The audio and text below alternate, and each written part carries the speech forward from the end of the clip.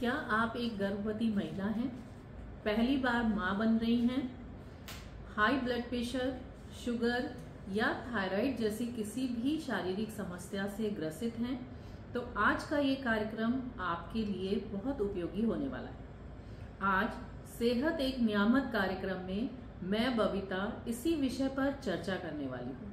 आज का हमारा विषय है हाई रिस्क प्रेगनेंसी। इस पर चर्चा करने के लिए हमारे साथ हैं गायनेकोलॉजिस्ट डॉक्टर मिथिलेश। वेलकम।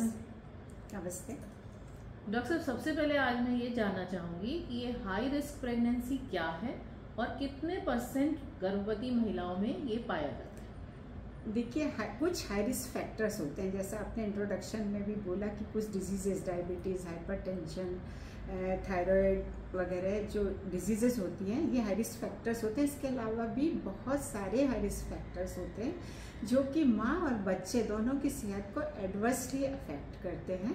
जब कभी भी ये फैक्टर्स मौजूद रहेंगे प्रेगनेंसी में, उस प्रेग्नेंट वुमेन को स्पेशल केयर की ज़रूरत होगी और उस प्रेगनेंसी को हम हाई रिस्क प्रेगनेंसी कहेंगे। जहाँ तक इंसिडेंस या प्रेवलेंस का सवाल है, सभी गर्भवती महिलाओं में लगभग 15 से 20% हाई रिस्क प्रेगनेंसी का इंसिडेंस पाया जाता है। और अब बदलते हुए जीवन शैली में जबकि लेट मैरिजेस हो रही हैं, लेट कंसेप्शंस हो रहे हैं, तो हाई रिस्क फैक्टर भी उम्र बढ़ने के साथ प्रेगनेंसी के या कंसेप्शन के समय उम्र ज़्यादा होने की वजह से हाई रिस्क फैक्टर्स भी बढ़ रहे हैं और incidence of high risk pregnancy भी बढ़ रहा है। आपकी चर्चा से मुझे लगा कि उम्र जो है वो एक हाई रिस्क फैक्टर में आता है। शरीर की बनावट, जैसे गर्भवती महिला का वेट, उसकी हाइट, ये सब चीजें भी क्या हाई रिस्क फैक्टर में आती हैं? आपने बहुत अच्छा प्रश्न पूछा है। उम्र, मैंने अभी चर्चा की कि लेट मैरिज, कंसेप्शन 17 साल से पहले प्रेग्नेंट हो महिला या 35 साल के बाद, दोनों तरफ की उम्र जो है हाई रिस्क फैक्टर में आती है। अगर 17 साल से पहले कंसीव करी है तो उसका खुद का विकास पूरा नहीं हुआ है, वो एक हाई रिस्क प्रेगनेंसी है। हमें ध्यान देना पड़ेगा उस माँ की सेहत पर, उसके बच्चे पर। अगर 35 के बाद वो कंसीव किए, प्रेग्नेंट हो रही है, तो ऐसे समय में, जैसा कि पिछले एपिसोड्स में भी मैंने कहा कि जेनेटिक डिसऑर्डर्स की संभावनाएं बढ़ जाती हैं, विकलांग बच्चे पैदा होने की संभावना बढ़ जाती है, तो वो एक हाई रिस्क फैक्टर है। साथ ही साथ 35 वर्ष की उम्र के बाद सभी बीमारियां, जैसे डायबिटीज़ है या हाइपरटेंशन है या थायराइड की बीमारी है, ये सब बढ़ने की भी संभावनाएं रहती हैं।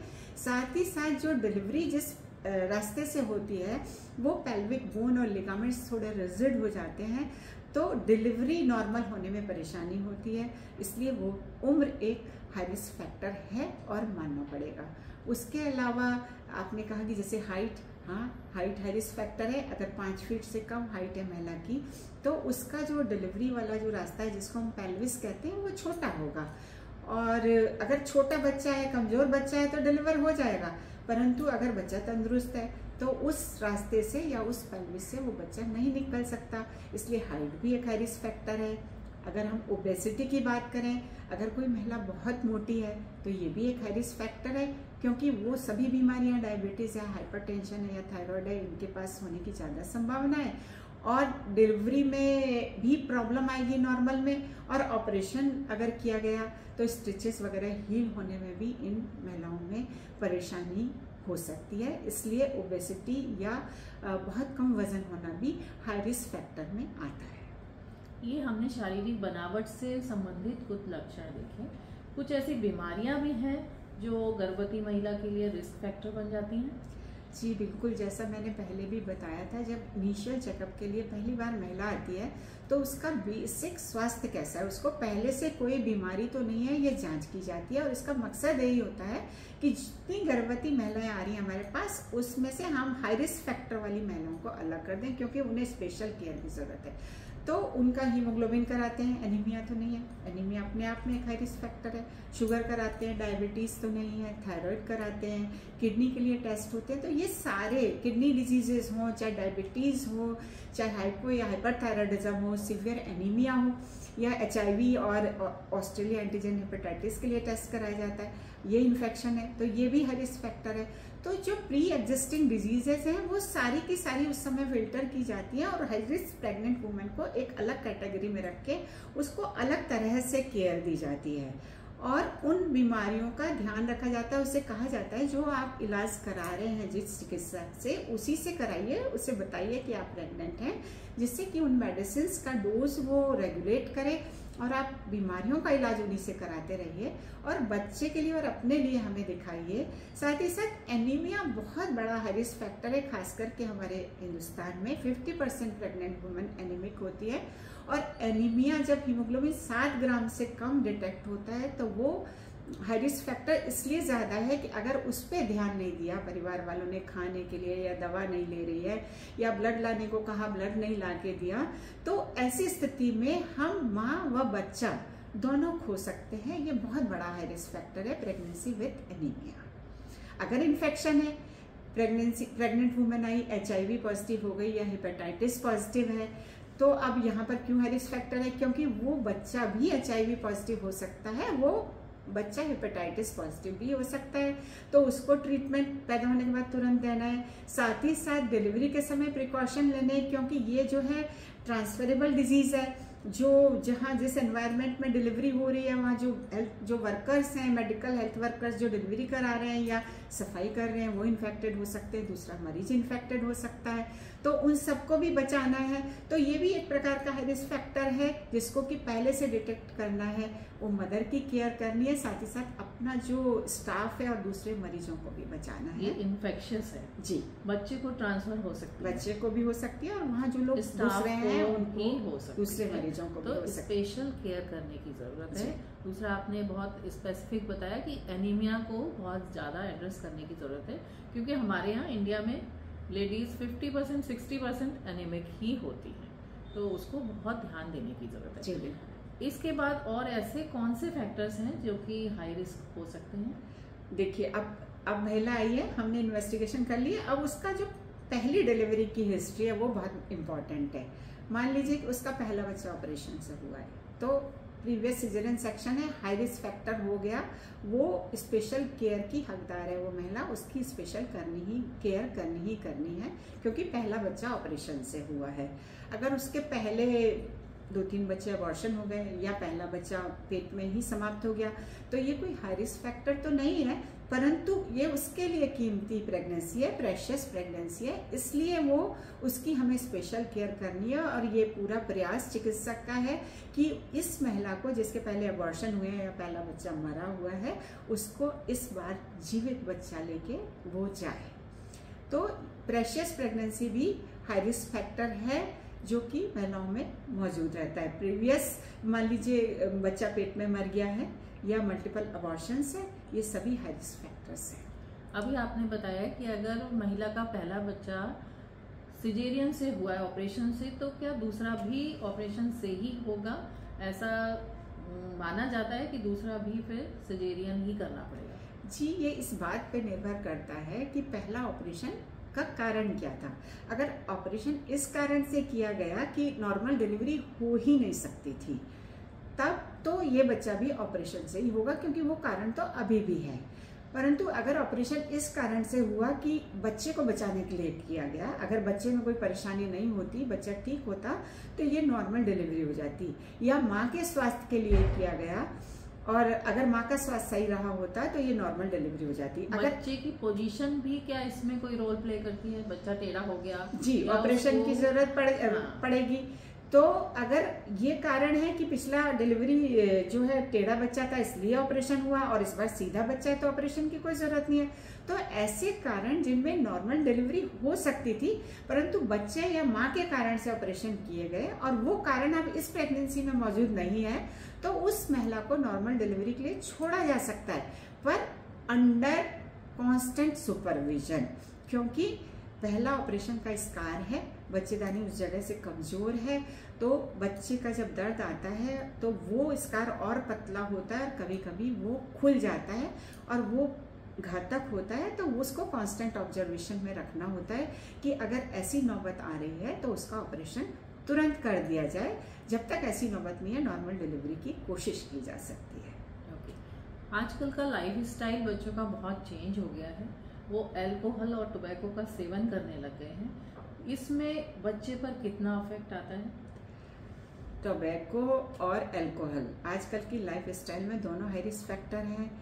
लेट कंजप्शन, ऊपर से टोबैको और अल्कोहल, तो डबल हाई रिस्क फैक्टर है, क्योंकि टोबैको कंजम्पशन जिसमें कि निकोटीन होता है, एक्सेसिव अगर कंजम्पशन होगा तो बच्चे की ग्रोथ इफेक्ट होती है।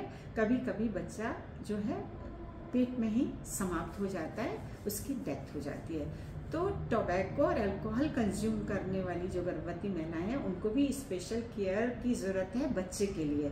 उसके बच्चे की ग्रोथ देखते रहना है, उसके बच्चे की धड़कन देखते रहना है। जब कभी भी इमरजेंसी दिखे तो वो पेशेंट को या उसके रिलेटिव्स को सूचित करना है।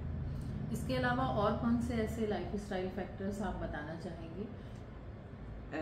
देखिए, ऐसा है जो हाई रिस्क फैक्टर मैंने बताए ये तो सारे शुरुआती में ही एक स्क्रीनिंग में निकल आते हैं।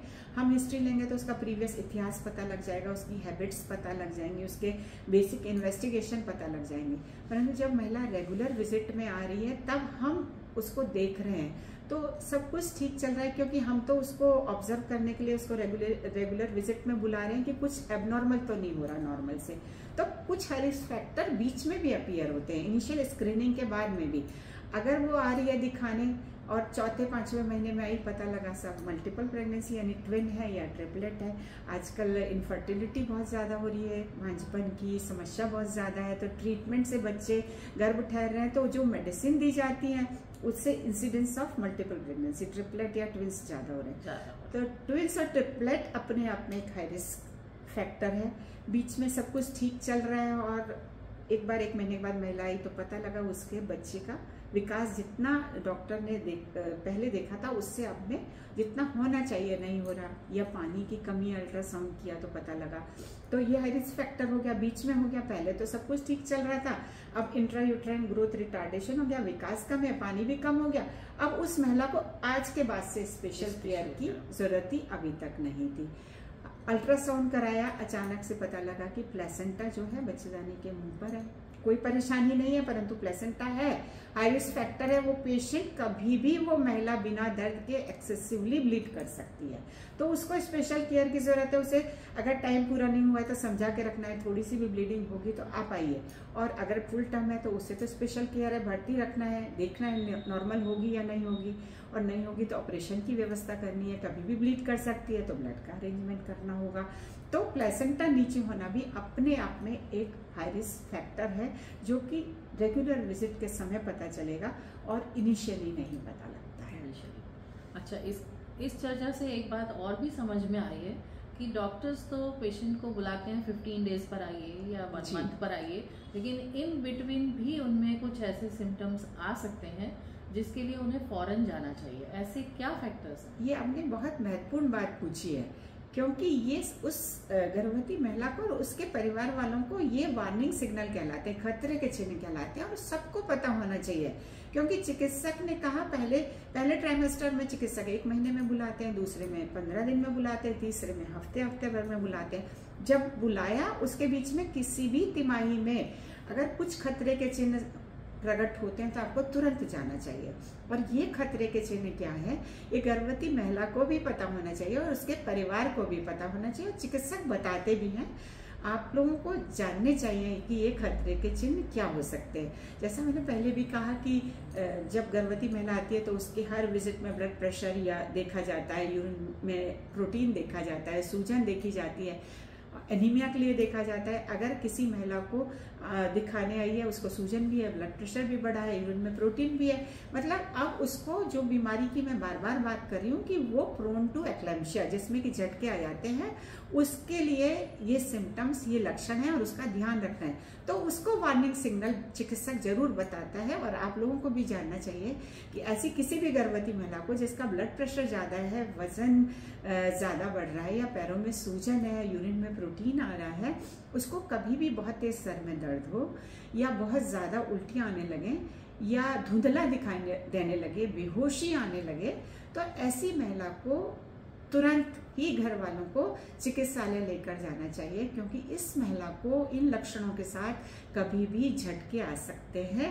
और वो एक्लेम्शिया में जा सकती है, बेहोश हो सकती है, जो कि एक जानलेवा कंडीशन है प्रेगनेंसी की, जिसमें माँ और बच्चे दोनों को बचाना मुश्किल हो जाता है।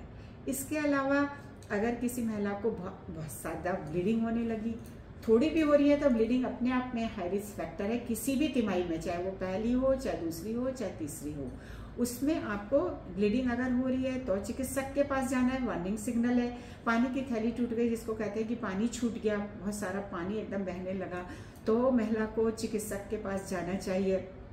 हार्ट डिजीज की पेशेंट है पहले से, और किसी दिन उसको लग रहा है कि चेस्ट में पेन हो रहा है या सांस लेने में तकलीफ हो रही है, तो ऐसी महिला को भी तुरंत ही इमरजेंसी में चिकित्सक के पास लेकर जाना चाहिए।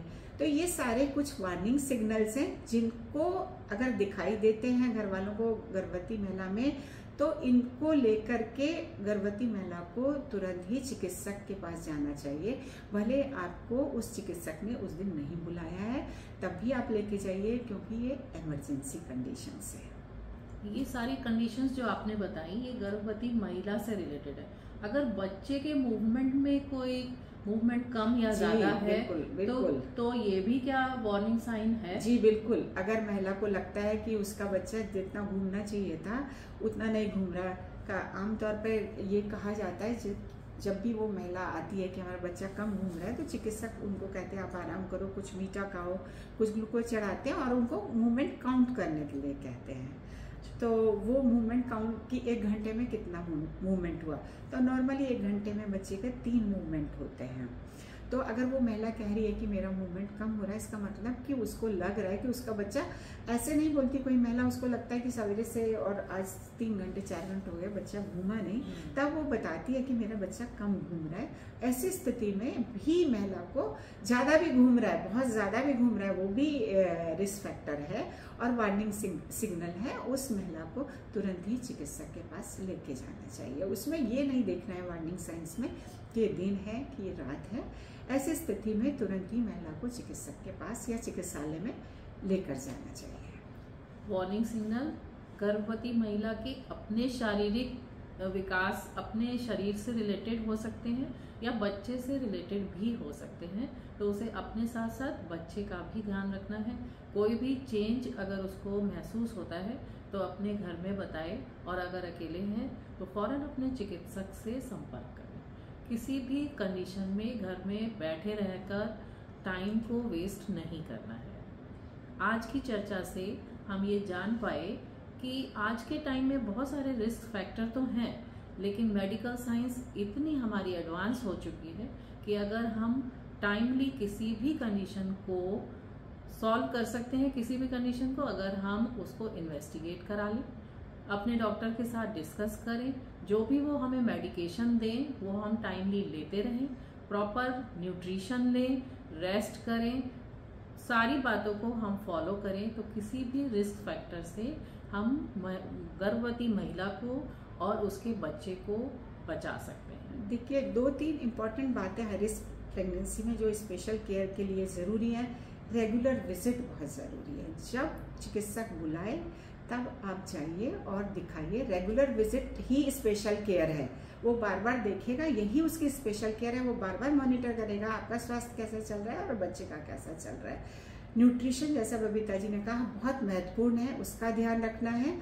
अगर प्री एग्जिस्टिंग कोई डिजीज़ है आपको, तो उसके ट्रीटमेंट में लापरवाही मत करिए। जो इलाज आपका फिजिशियन बता रहा है वो दवाइयाँ आप रेगुलरली लेते रहिए। और बहुत महत्वपूर्ण है कि जो भी खतरे के चिन्ह हैं या वार्निंग सिग्नल्स हैं उनको एड्रेस करिए, उसमें दिन रात मत देखिए। तुरंत ही अपने पेशेंट को चिकित्सालय लेके जाइए और एडमिट कराइए। अगर हम ऐसा करते हैं तो हाई रिस्क प्रेगनेंसी से जो भी खतरे माँ बच्चे को होते हैं उनको आसानी से उनसे बाहर निकला जा सकता है, निपटाया जा सकता है और माँ और बच्चा दोनों स्वस्थ रह सकते हैं। आज की चर्चा को हम यहीं विराम देंगे। अगर आपने अभी तक हमारे चैनल को सब्सक्राइब नहीं किया है तो सब्सक्राइब कीजिए। अपनी इस जानकारी को अपने मित्रों, अपने रिश्तेदारों के साथ शेयर कीजिए, लाइक कीजिए। कोई भी प्रश्न आज की हमारी चर्चा से रिलेटेड अगर आपके मन में है तो उसे आप कमेंट बॉक्स में डालिए, हम उसको आंसर करेंगे। कोई ऐसा विषय जिस पर आप जानकारी प्राप्त करना चाहते हैं तो वो विषय भी आप कमेंट बॉक्स में लिखिए, हम उस पर चर्चा करेंगे, जानकारी हासिल करेंगे और उस पर समाधान भी ढूंढेंगे।